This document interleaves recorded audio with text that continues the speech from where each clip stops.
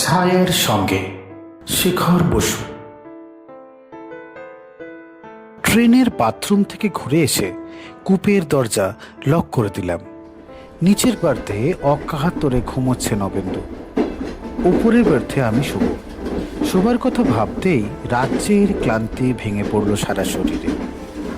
কাল সারা রাত দু চোখের পাতা এক করতে পারিনি। ডাক্তার বলেছিল জেগে থাকবেন, সেবা শুশ্রূষা করা দরকার, কিন্তু ওকে সেবা শুশ্রূষা না বলে পাহারাদারি বলা উচিত। বিকারের ঘোরে নবেন্দু ৩-৪ বার দরজা খুলে বেরিয়ে যেতে চেয়েছিল, কোনো রকমে আটকেছিলাম। শেষকালে ভেতর থেকে তালা দিতে হয়েছিল। ঘুমের মধ্যে বিড়বিড় করে নবেন্দু কথা বলছিল অনর্গল। কি বলেছিল বুঝতে পারিনি, তবে এটা বুঝতে পেরেছিলাম স্বপ্নে ও ওর ঘনিষ্ঠ কারোর সঙ্গে গল্প করছিল। আজ সারা দিনটা ও ভালোই ছিল, তবে আচ্ছন্ন ভাবটা এখনও পুরোপুরি কাটেনি। ডাক্তার বলেছে আর কোনো ভয়ের কারণ নেই, কিন্তু ভয়ের কারণটা কেন দেখা দিয়েছিল? ডাক্তার শুধু এইটুকু বলেছে কোনো একটা ব্যাপারেও খুব শকড হয়েছে, কিন্তু কি সেটা? এখন যা ভাবছি কালকেও ঠিক তাই ভাবছি। একবার নয়, অসংখ্যবার, তবে ভেবে কোনো কুল কিনারা পাইনি। অবশ্য দুশ্চিন্তার ভার কমেছে অনেকখানি। নবেন্দু এখন আগের চাইতে ভালো আছে, আর এই রাতটা কাটলেই আমি দায়মুক্ত হয়ে যাব। সকালবেলায় হাওড়া স্টেশনে পৌঁছাবে ট্রেনটা, তারপর ট্যাক্সি। আধ ঘন্টার মধ্যে আমি ওর বাড়ি পৌঁছে যাব। ঘড়ি দেখলাম 11:10। ট্রেনের মধ্যে 11:10 কম না বেশি রাত্রির ঠিক বুঝতে পারছিলাম না। চলন্ত ট্রেনে রাত বোধহয় আলাদা কোনো নিয়মে বাড়ে। হুড় মুড় করে ট্রেন ছুটছে। জানলার বাইরে চাঁদনি রাতে মাঠ, গাছ আর জঙ্গল। ট্রেনের ঝাঁকুনিতে দুলতে দুলতে ঘুমোচ্ছে নবেন্দু। ওর স্বাভাবিক ঘুমন্ত মুখটা একবার দেখে নিয়ে আমি আপার বার্থে উঠে পড়লাম। বড় আলোটা নিভিয়ে ছোট নীল আলোটা জ্বাললাম, তারপর শুয়ে পড়লাম টান টান হয়ে। একটানা বসে বসে ভীষণ পিঠে ব্যথা বেড়ে গেছে, মাথাটাও ভার ভার, সারা শরীর ঠেলে বিরাট বিরাট দুটো হাই উঠে এলো। অঘরে ঘুমিয়ে পড়ার সমস্ত চিহ্ন আমার শরীরে, কিন্তু ঘুম আসছে না কিছুতেই। যা যা ভাববো না বলে একটু আগেই প্রতিজ্ঞা করেছি, ঠিক সেই চিন্তাগুলো মাথার মধ্যে ছড়িয়ে পড়ছে ক্রমাগত। চিন্তা তাড়াবার জন্য আমি পাশ ফিরে শুলাম। ঠিক কতক্ষণ ঘুমিয়েছি জানি না, কিন্তু খটখট শব্দ শুনে ঘুম ভেঙে গেল একবার। আচমকা ঘুম ভেঙার জন্য কিছুই বুঝতে পারলাম না প্রথমে। এমনকি আমি যে বাড়িতে নয় ট্রেনে ঘুমোচ্ছি এটা বুঝতেই লেগে গেল কয়েক মুহূর্ত। তারপরেই একসঙ্গে মনে পড়ে গেল সব কথা। আমি লাফ দিয়ে উঠে বসলাম। মৃদু নীলচে আলোয় দেখলাম নবেন্দু হাতড়ে হাতড়ে কূপের দরজা খোলার চেষ্টা করছে। শব্দ উঠছে খট খট খটাস। হাত বাড়িয়ে বড় আলোটা জ্বেলে দিলাম। আলো জ্বালতেই নবেন্দু ঘুরে তাকালো, কিন্তু দৃষ্টি স্বাভাবিক নয়, কেমন যেন ঘোর লাগা। আগের রাতেও ওর ঠিক এই রকম চাহনি দেখেছিলাম। আমি চেঁচিয়ে উঠলাম, নবেন্দু, নবেন্দু চাইল আমার দিকে, কিন্তু ও আমাকে চিনতে পারছে বলে মনে হয় না। বাইরে যাবি? বাথরুম? নবেন্দু আমার কোনো কথারই কোনো উত্তর না দিয়ে দরজা খোলার চেষ্টা করতে লাগলো আগের মতো। চেষ্টার মধ্যে কোনো স্বাভাবিকতা ছিল না। দরজার ওপরে লকটা ও এলোপাথাড়ি টানাটানি করছিল। কাছে গিয়ে ওর কাঁধে হাত রেখে বললাম, কি রে? বলার সঙ্গে সঙ্গে ও আমার দিকে ঘুরে তাকালো, দৃষ্টি আগের মতোই আচ্ছন্ন। মাঝরাতে আচমকা ঘুম ভাঙার একটু পরে চোখের সামনে এইরকম ঘোলাটে দৃষ্টি দেখে আমি কেমন যেন ঘাবড়ে গেলাম। আর সেই জন্যই বোধ হয় ওর দুটো কাঁধ খামচে ধরে প্রচণ্ড জোরে ঝাঁকাতে ঝাঁকাতে বললাম, কি রে, কি হলো তোর, কি হলো? ঝাঁকুনি খেতে খেতে নবেন্দুর ঘোলাটে মনির ওপর চোখের পাতা নেমে এলো। তারপর ওর মাথাটা এলিয়ে পড়ল আস্তে আস্তে। আমি ওকে ধরে ধরে বেঞ্চের ওপর হেলান দিয়ে বসিয়ে দিলাম। ওর মাথাটা কাঁধের ওপর ঝুঁকে আছে, ওর হাত আমার হাতের মধ্যে। কি করব এবার? ট্রেন আগের মতোই প্রচণ্ড গতিতে ছুটে চলেছে। জানলার বাইরে আগের মতোই দৃশ্য, তবে চাঁদের আলোর রং পাল্টে গেছে। ঘড়িটা খুলে রেখেছি আপার পার্থে। কত রাত কে জানে। জানলা দিয়ে হু হু করে হাওয়া আসছে। মাথার ওপর ফুল স্পিডে পাখা খোলা, কিন্তু ঘামে সারা শরীর ভিজে গিয়েছিল। নবেন্দুর হাতও ভেজা ভেজা। ও বোধ হয় আমার চাইতেও বেশি ঘেমেছে। কয়েক মুহূর্ত চুপচাপ বসে থাকতে থাকতে বলল, কয়েক মুহূর্ত চুপচাপ বসে থাকার পর বললাম, নবেন্দু, এই জল খাবি, এই জল খাবি, জল? একই কথা আবার বললাম, তবে এবার বেশ জোরে, আর ওর হাতটা ঝাঁকাতে ঝাঁকাতে। নবেন্দু যেন বহু দূর থেকে উত্তর দিল, আমি ওয়াটার বোতল থেকে এক গ্লাস জল ভরে ওর হাতে দিলাম। নবেন্দু চোঁ চোঁ করে পুরো গ্লাসে জলটা খেয়ে নিল। ওকে জল খেতে দেখে আমি বেশ আশ্বস্ত হয়ে জিজ্ঞাসা করলাম, কি খাবি? নবেন্দু এবার স্পষ্ট গলায় উত্তর দিল, হ্যাঁ, আর একটু খাবো। ফ্লাক্স থেকে 2 কাপ কফি ঢাললাম। 1 কাপ ওকে দিয়ে আর 1 কাপ নিজে নিলাম। শান্ত গম্ভীর মুখে কাপে কয়েকটা চুমুক দেওয়ার পর নবেন্দু খুঁটিয়ে খুঁটিয়ে দেখতে লাগলো আমাকে। তারপর ও কেমন যেন চমকে গিয়ে জিজ্ঞাসা করলো, আরে আরে তুই কবে এলি? ওর দৃষ্টি দেখে আমার বেশ অস্বস্তি হতে শুরু হয়েছিল, কিন্তু প্রশ্ন শুনে হেসে ফেললে বললাম, একেই বলে 7 কাণ্ড রামায়ণ পড়ে। আরে বাবা, 2 দিন ধরে তোর সেবা শুশ্রূষা করলাম, তুই আমার সঙ্গে বেশ কয়েকটা কথা বলছিস, আর এখন কিনা জিজ্ঞাসা করছিস তুই কবে এলি? কথাগুলো শুনে নবেন্দুর কপালে ভাঁজ পড়ল অনেকগুলো। ওর চোখ মুখ দেখে বুঝতে পারলাম ও কিছু পিছনের কথা ভাবছে। আমি ওকে খেই ধরিয়ে দেওয়ার জন্য বললাম, আরে আমার বাড়িতে তোর অফিসে সেনগুপ্ত আর টেলিগ্রাম পাঠিয়েছিল, তুই ভীষণ অসুস্থ, শিগগিরই চলে আসুন। আমি এসে দেখলাম তুই জ্বরে পড়েছিস। একটু সুস্থ হতেই ডাক্তারের পরামর্শে তোকে বাড়ি নিয়ে যাচ্ছি। এবার মনে পড়েছে? মনে হলো না নবেন্দু সব কথা মনে করতে পেরেছে। ও শুধু অবাক হয়ে জিজ্ঞাসা করলো, বাড়ি যাচ্ছি কেন? কেন আবার? বাড়ি গিয়ে বিশ্রাম নিয়ে শরীরটা ঠিকঠাক করে নিবি। তাছাড়া বাড়িতেও তো যাসনি বহুকাল, তা প্রায় বছর 3 হবে। একা একা এবারে পাহাড়ের মাথায় পড়ে থাকলে ভালো লাগে? একা? একা কোথায়? আমি তো একা থাকি না। নবেন্দু কেমন যেন অস্বাভাবিক চোখ মুখ করে প্রতিবাদ করলো। আমি একটা বদ রসিকতা করতে যাচ্ছিলাম, কিন্তু ওর চোখ মুখের চেহারা দেখে সাহস পেলাম না। মিনমিন করে বললাম, একা না?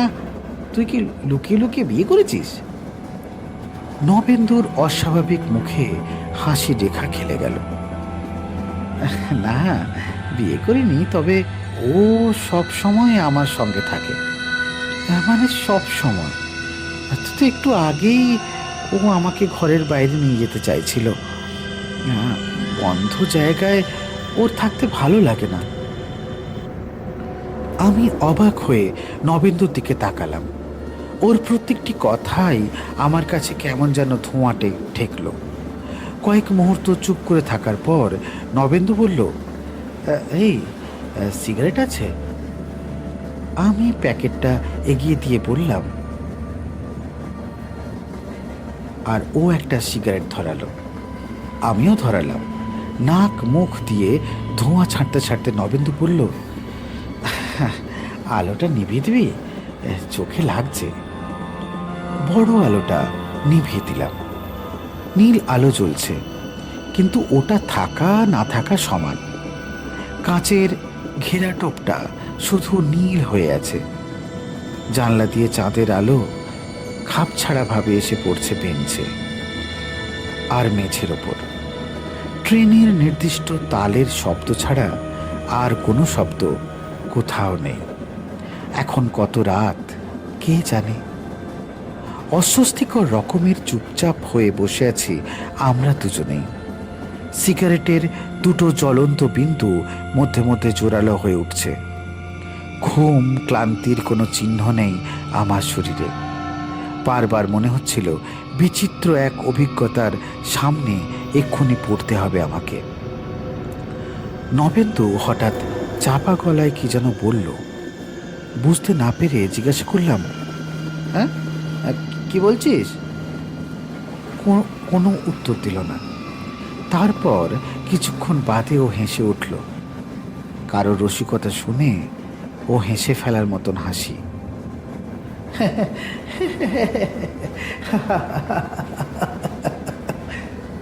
আমি চমকে উঠে বললাম, এই হাসছিস কেন? নবেন্দু এবারও কোনো জবাব দিল না। কয়েক মুহূর্ত পরে ও আবার নিচু গলায় কি যেন বলল। আমি প্রশ্ন করতে গিয়েও পারলাম না। কেন জানি না আমার মনে হলো ও আমি নয়, আর কারো সঙ্গে কথা বলছে। কিন্তু আমি ছাড়া তো কুপেতে আর কেউ নেই। আর এটা মনে হতেই আমার গাটা শিরশির করে উঠল। আমি প্রায় চেঁচিয়ে উঠে বললাম, এই নবেন্দু, কি বলছিস তুই? আরে তোর কি ব্যাপারটা বলতো? শরীর খারাপ লাগছে নাকি? নবেন্দু হেসে উঠল।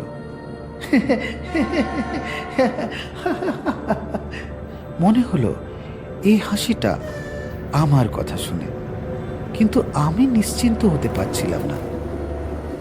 একটু থেমে ও থমথমে গলায় বলল, আরে শোন না, তোর কাছে পুরো ব্যাপারটা উদ্ভট লাগছে তাই না?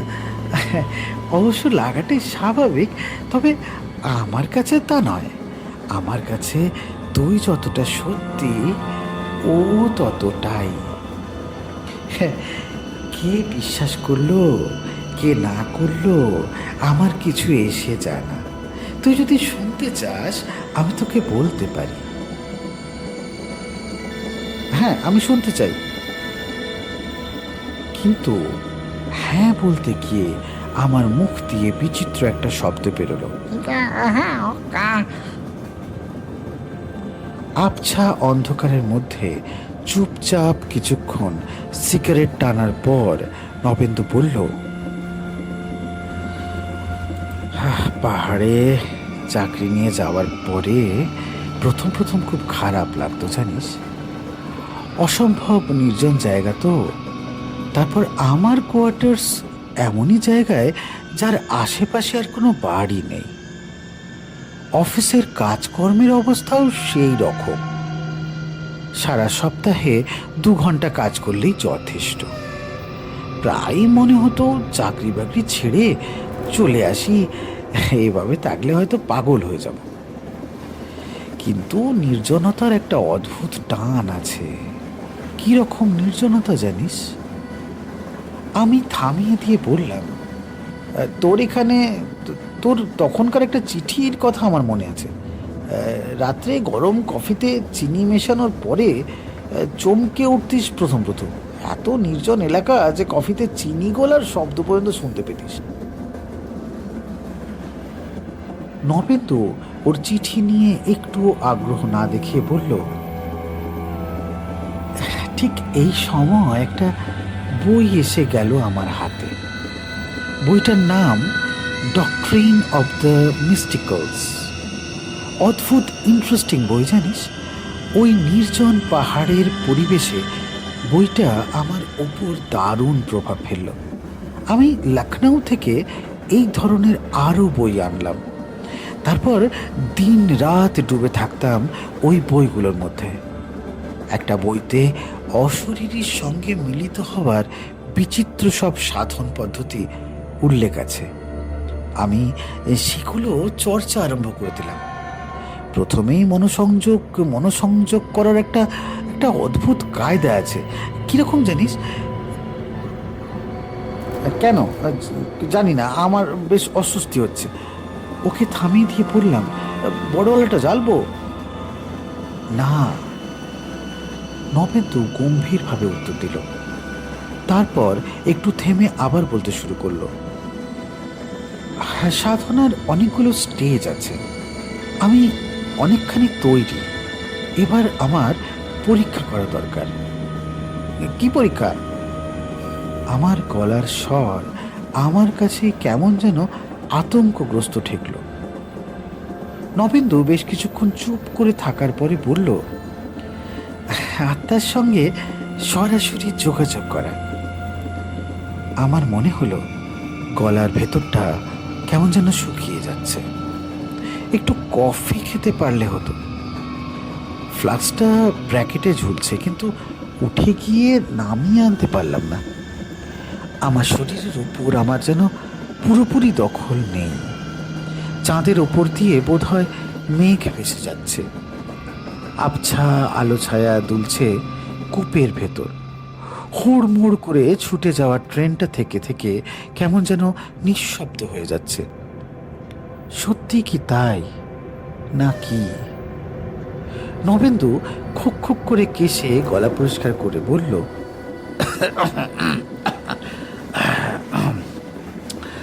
মাঝরাত, কেউ কোথাও নেই, চারিদিক অসম্ভব নির্জন।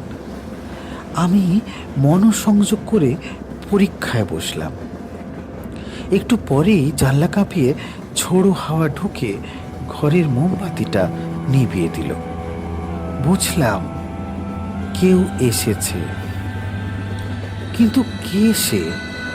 জিজ্ঞাসা করলাম, কোনো উত্তর পেলাম না। প্রতি মুহূর্তে সে তার উপস্থিতি আমাকে টের পাইয়ে দিচ্ছিল। জোর করে হেসে বললাম, কি উল্টোপাল্টা বকছিস? নবেন্দু আবার আমার দিকে তাকিয়ে রাগী গলায় বলল, একটু উল্টোপাল্টা নয়, যা বলছি সত্যি কথা বলছি। আবছা অন্ধকারের মধ্যে নবেন্দুর চোখের মনি দুটো অদ্ভুতভাবে জ্বলছিল। ওই চোখের দিকে তাকিয়ে থাকা যায় না। আমি চোখ নামিয়ে নিলাম। নবেন্দু একটা দীর্ঘ নিঃশ্বাস ফেলে বলল, অশরীরিনী ওই মেয়েটিকে আমি কিন্তু ডাকিনি।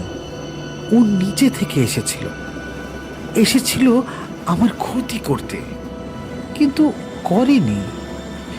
পরদিনও এলো, তারপরের দিনও এলো। তারপর থেকে ওর সঙ্গে আমার ঘনিষ্ঠ সম্পর্ক। ও আমাকে ছেড়ে আর কোথাও যায় না, সব সময় আমার কাছে থাকে, এখনো আছে। নবেন্দু, আমি কেমন যেন ভয় পাওয়া গলায় চিৎকার করে বসলাম। ও অস্বাভাবিক ভঙ্গিতে মৃদু হেসে বলল, আমি তো এই তো আমার পাশেই বসে আছে, আলাপ কর না, ভালো লাগবে। নবেন্দু বেঞ্চের এক ধারে বসে আছে। ও আর আমার মধ্যে এক হাত শূন্য জায়গা। আমি ভয়ার্থ চোখে তাকিয়ে দেখলাম কেউ নেই সেখানে। শূন্য জায়গায় আবছা অন্ধকার। কেউ নেই জেনেও কেমন যেন নিশ্চিন্ত হতে পারছিলাম না। খুঁটিয়ে খুঁটিয়ে দেখতে লাগলাম ওই শূন্য স্থানটা।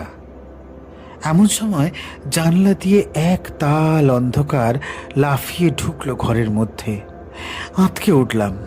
অন্ধকারটা কূপের মধ্যে ঘুরতে ঘুরতে আমার আর নবেন্দুর ভেতরের ফাঁকা জায়গাটায় জমাট হয়ে গেল। আমি প্রাণপণ ভাববার চেষ্টা করলাম ওর চাঁদের ওপর দিয়ে নিঘাত কালো মেঘের টুকরো ভেসে যাচ্ছে, কিন্তু কিন্তু নবেন্দু এখনো নিচু গলায় কার সঙ্গে গল্প করছে।